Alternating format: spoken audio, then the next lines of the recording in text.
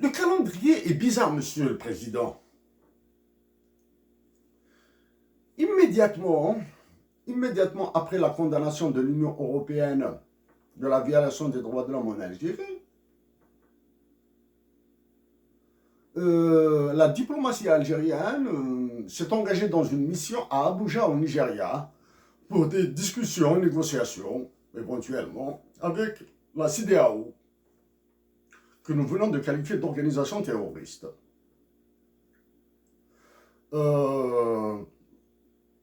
Le Maroc est déjà victime de cette organisation terroriste. Dans notre message, dans notre adresse au président de la Commission de l'Union africaine, nous avons inclus un message à son Altesse, le roi Mohamed VI, et nous avons inclus aussi un message à son Excellence, le président de la République tunisienne.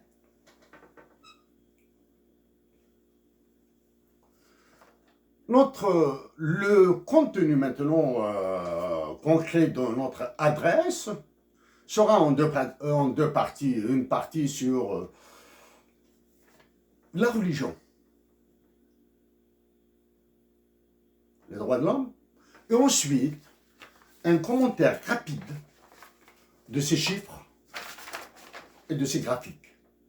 Un commentaire ultra rapide sur ces chiffres et ces graphiques.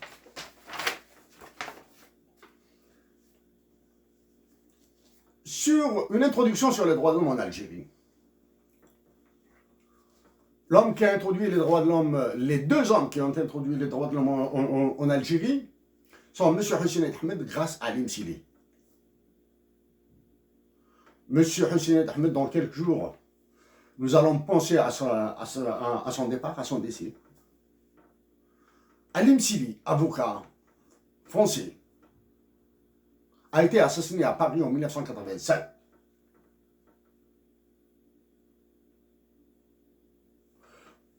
Donc, parmi les hommes les plus trahis en Algérie, il y a Hussein Ahmed et Alim Sili. L'homme le plus trahi, en faisant un classement peut-être malséant de notre part, c'est Hussein Ahmed. Alim Sili aujourd'hui, ce qu'il a fait pour les droits de l'homme en Algérie, en Afrique du Nord, en Afrique du Nord, pour toute l'Afrique, sont un trésor. Serait son travail et des moyens idoines, efficients, efficaces pour la promotion et la promotion pour l'instauration réelle. Nous excusons pour le mot promotion. L'instauration des droits de l'homme réellement en Algérie. La condamnation de l'Union européenne de la violation des droits de l'homme en Algérie, nous pensons plutôt qu'il s'agit des droits civils et politiques. En venant devant votre Assemblée, Monsieur le Président, nous allons vous démontrer, d'un point de vue mathématique, que le futur texte qui sera probablement approuvé, c'est-à-dire signé, comme constitution de l'Algérie, est lui-même une violation massive des droits de l'homme. Un texte prétendument écrit par des Algériens. La première, la plus importante violation des droits de l'homme, à nos yeux bien sûr, est le crime en dépossession des Algériens de leur patrie. Les Algériens sont carrément, avec ce chiffon de texte qui a été adopté par 25% des Algériens qui se sont suicidés et qui ont entraîné la mort de tous les Algériens et de la patrie Algérie avec eux, les Algériens peuvent dire qu'ils vivent en Algérie, mais que la patrie ne leur appartient plus. Quand nous disons que les Algériens vivent en Algérie, y compris les généraux, y compris les ministres, y compris toute l'administration publique. Monsieur le Président, avant de nous installer au Canada, nous étions en Algérie, bien sûr. Nous avons fréquenté la Ligue algérienne pour les droits de l'homme. Nous étions très proches de l'un de ses présidents, parce que la Ligue algérienne des droits de l'homme, telle qu'imaginée par Hussein Ahmed et Alim Sili, s'est retrouvée morcelée. L'histoire de l'Algérie souffre de non-dit. Donc, c'est à nous-mêmes que l'un des présidents de la Ligue algérienne pour la défense des droits de l'homme, M. Hossein Zawan, a demandé d'agir auprès de Abdelrahman Aissad, qui, à son tour, demandera à Hussein Ait Ahmed s'il était prêt à une rencontre pour des discussions avec Hossein Zawan sur ce qui s'est passé à l'époque au sein de la Ligue algérienne pour les droits de l'homme, pour la défense des droits de l'homme. Donc, nous avons fait la commission. Et en insistant auprès d'Abdelrahman Aissad pour qu'il organise cette rencontre.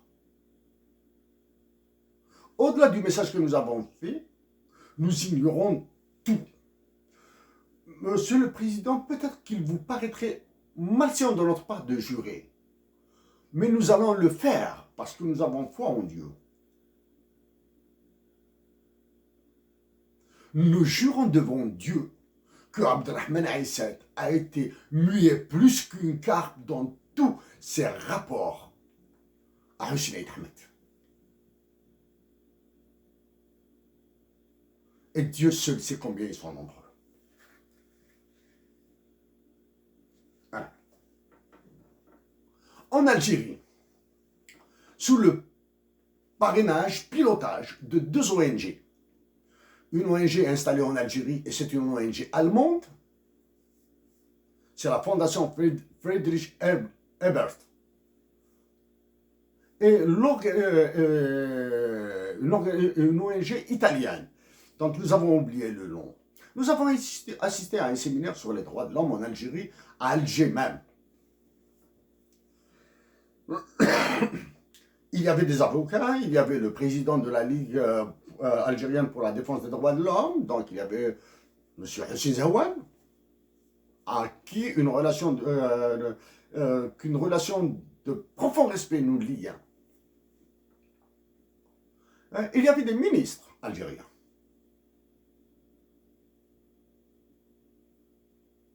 Voilà. Donc les ONG agissaient en Algérie depuis longtemps.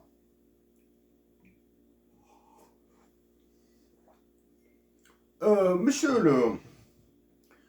les violations massives des droits de l'homme en Algérie, ça ne date pas d'aujourd'hui.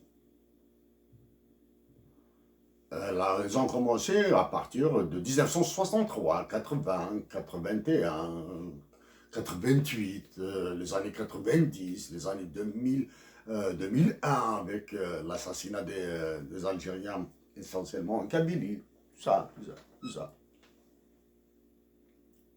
Monsieur du Canada, nous allons continuer à appeler à la paix, à la dignité des Algériens, à résister dans la paix à tout ce qu'ils subiront. En Algérie, nous allons appeler à des actions pacifiques, radicales et à effet immédiat. Donc, sur les droits de l'homme, nous sommes prêts à venir nous exprimer, nous adresser aux députés européens pour leur démontrer que le futur chiffon de texte, s'il est adopté comme constitution, est lui-même une violation des droits de l'homme.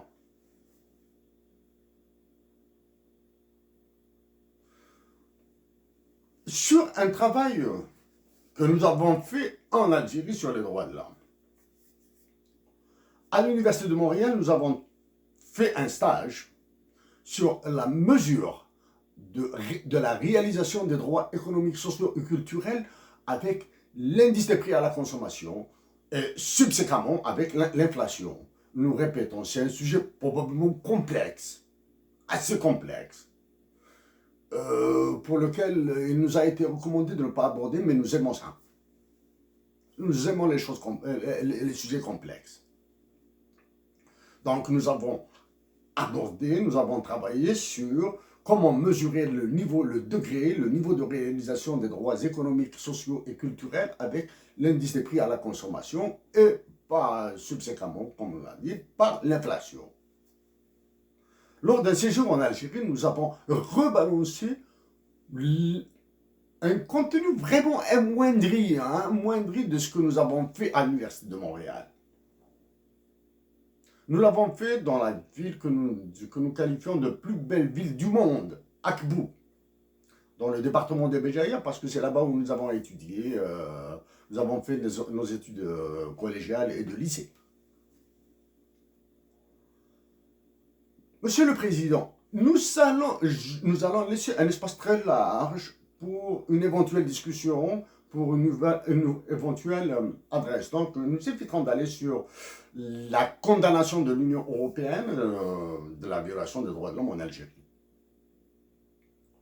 Monsieur le Président, l'Algérie, depuis plus d'une année maintenant, vit une situation catastrophique. Un Capharnaüm, son État.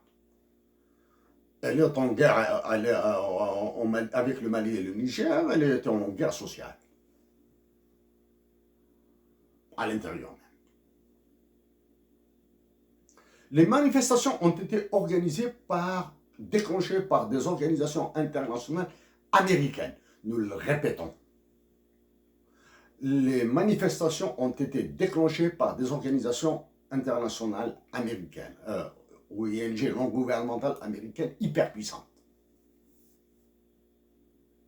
Des compatriotes algériens naïfs ont été manipulés.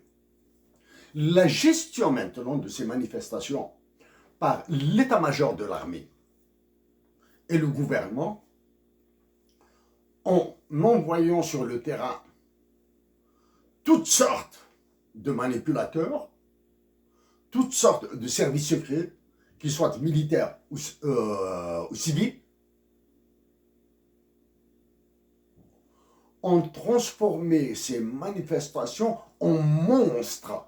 Actuellement, l'Algérie est avalée par un monstre.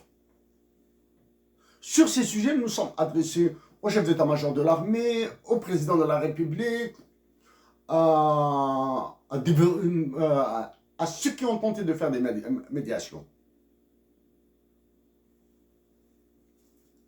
Voilà. Ça sur manifestation, une introduction sur les droits de l'homme et les manifestations qui ont secoué l'Algérie.